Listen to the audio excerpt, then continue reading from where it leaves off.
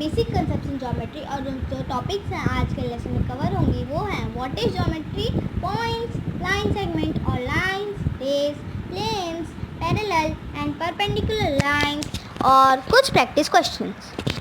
पढ़ाई करने से पहले हम कोट देख लेते हैं और कोट है the capacity to learn is a gift, the ability to learn is a skill, the willingness to learn is a choice. ये कोट ब्रायन हर्बर्ट का था। और अभी हम पढ़ेंगे व्हाट इज ज्योमेट्री, कि ज्योमेट्री है क्या। ज्योमेट्री एक साइज़ है, शेप है। ज्योमेट्री में साइज़ होती है, शेप होती है, रिलेटिव पोजीशंस होते हैं फिगर्स के, और लाइन्स, एंगल, शेप्स और उसकी प्रॉपर्टीज़ के बारे में भी हम पढ़ाई करते हैं। अब ज्योमेट्री वर्ड है तो है क्या। ज्योमेट्री वर्ड एक इंग्लिश वर्ड है जो ग्रीक वर्ड था ज्योमेट्रन, उससे ट्रांसलेट होकर इंग्लिश वर्ड हुआ है ज्योमेट्री। ज्योमेट्रन यानी जियो प्लस मैट्रन। जियो मीन्स अर्थ यानी धरती और मैट्रन मतलब मेजरमेंट। पॉइंट्स, अब आते हैं हम पॉइंट्स की ओर। पॉइंट्स यानी कि एक डॉट जिसके पास एक भी डायमेंशन नहीं होती पर उसके पास पोजीशन होती है पर साइज़ नहीं। कभी कभी तो पॉइंट लोकेशन भी बताने में मदद करती है। लाइन सेगमेंट और लाइंस। लाइन सेगमेंट यानी कि एक लाइन जिसके लास्ट में 2 एंड पॉइंट्स होते हैं, जिसके वजह से वो उसके आगे नहीं बढ़ सकता, वो उतने ही उसकी लेंथ होती है। जैसे कि आप ले लीजिए एग्जांपल ए और बी का, और उसे हम लिखेंगे लाइन सेगमेंट ए बी ऐसे करें, और ये होती है लाइन सेगमेंट।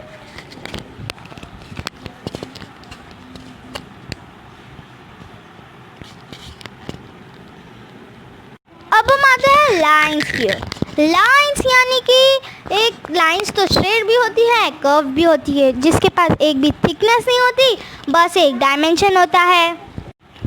एक स्ट्रेट लाइन जिसके पास कोई भी एंड नहीं होती और वो बढ़ती जाती है।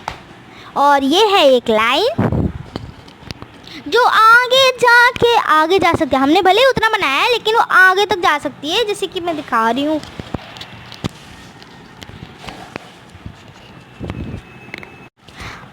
तो अब हम बढ़ते हैं रेस की ओर। और रेस यानी कि एक लाइन जिसके दोनों साइड में से एक तरफ एंड पॉइंट होती है और एक तरफ कुछ नहीं होता, यानी वो आगे तक जा सकता है। जैसे कि हम अब सन का एग्जांपल ले लेते हैं। सन एक एंड पॉइंट, क्योंकि उसके ऊपर कहीं पे भी रेस नहीं जाती है। सन के ऊपर से कहीं पे भी रेस नीचे गिरती हैं धरती पे, यानी अर्थ पे। अभी रेस जो रहती हैं वो धरती पे कहीं भी लेंथ उसकी नहीं रहती फिक्स्ड, वो कहीं पे भी कौन सी भी लेंथ में गिरती है। और रेस मतलब भी वही होता है। रेस मतलब एक तरफ पॉइंट और एक तरफ लाइन जिसकी कोई फिक्स्ड लेंथ नहीं होती है, उसको बोलते हैं रे। जैसे कि मैंने यहाँ पे दिखाया है, रे का मतलब रे यानी कि एक एंड पॉइंट जिसके दूसरी तरफ सीधा लाइन जाती है, कोई भी उसका एंड नहीं होता। अब देखते हैं प्लेन्स की तरफ। प्लेन यानी कि फ्लैट सरफेस, और फ्लैट सरफेस यानी एक तपटी सी चीज़। जैसे कि हम घर का फ्लोर यानी कि टाइल्स देख लेते हैं, घर की वॉल्स देख लेते हैं, वो भी तो एक फ्लैट ही होती है एक जगह से, एक तरह से, वो भी एक प्लेन होती है। अब प्लेन एरोप्लेन मतलब एरोप्लेन वाली प्लेन तो होती नहीं है। अब इसमें प्लेन को हम है ना चौड़ाई से उसको बढ़ा सकते हैं, उसकी जो विड्थ है उसे हम एक्सटेंड कर सकते हैं कोई भी डायरेक्शन। जैसे कि मैंने ये एग्जांपल दिया ही है, ये होती है प्लेन। अब हम एक और एग्जांपल ले सकते हैं, जैसे कि घर के अंदर आपके पास बुक होगी, उसका जो पेज ले लो, वो भी तो फ्लैट है, वो भी तो चपटी है, वो भी एक प्लेन है। देखो एग्जांपल मैंने दिखाया। और अब हम चलते हैं पैरेलल एंड परपेंडिकुलर लाइंस की ओर। अभी हम लोग पहले परपेंडिकुलर लाइंस के बारे में पढ़ेंगे। उस परपेंडिकुलर लाइंस को इंटरसेक्टिंग लाइंस भी कहा जाता है। परपेंडिकुलर लाइंस यानी जिसके पास एक ही कॉमन पॉइंट होता है जहाँ से वो दोनों लाइंस पास होती हैं, वो दोनों लाइन एक दूसरे से मिलती हैं, और एक ही कॉमन पॉइंट रहता है जहाँ से वो लोग एक दूसरे से मिलती हैं। मिलती यानी मीट कर सकती है, क्रॉस बोल सकते हो आप, और मिल सकती हैं एक दूसरे से। दो लाइंस इंटरसेक्ट कर सकती हैं, जैसे कि ये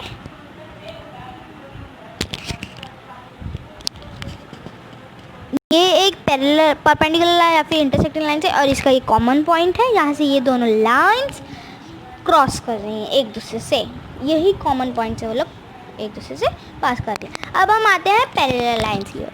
पैरेलल लाइंस यानी कि एक ऐसी लाइन जो एक दूसरे से कभी ना मिलती। अब आप याद रखिएगा, परपेंडिकुलर लाइन यानी कि ऐसी दो लाइन जो एक दूसरे से हमेशा मिलती हों, एक ही कॉमन पॉइंट है। और पैरेलल लाइन यानी ये है पैरेलल लाइन, और पैरेलल लाइन यानी कि जो कभी भी एक दूसरे से नहीं मिलती, कभी भी उसको एक्सटेंड करने के बाद भी नहीं मिलनी चाहिए वो।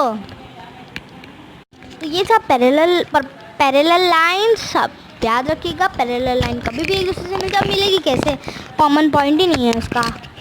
और ये है पैरेलल लाइन नहीं होती है ये, क्योंकि अगर हम इसे एक्सटेंड करेंगे और इसे और बढ़ाएंगे तो ये एक दूसरे से मिलेगी ही। ये मतलब कभी ना कभी तो एक दूसरे से मिलेगी ही, तो ये पैरेलल लाइन हो ही नहीं सकता। और ये देखो आप, ये मैंने ऐसे किया, एक्सटेंड किया उसको, पर वो नहीं मिलेगी, मतलब ये होती है पैरेलल लाइन। आप याद रखिएगा, पैरेलल लाइंस यानी कि जो एक दूसरे से मिलती हो, और उसे आप देख भी लीजिएगा, चेक कर लीजिएगा एक्सटेंड करके ऐसे ही कि वो है कि नहीं है।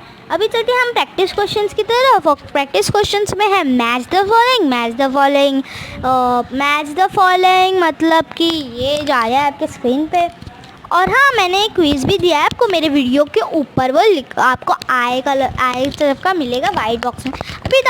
अभी तक तो आपके पास तो पहुंच ही गया होगा, आप उसे आंसर दे दीजिए, उसका आंसर मैं नेक्स्ट वीडियो में दूंगी।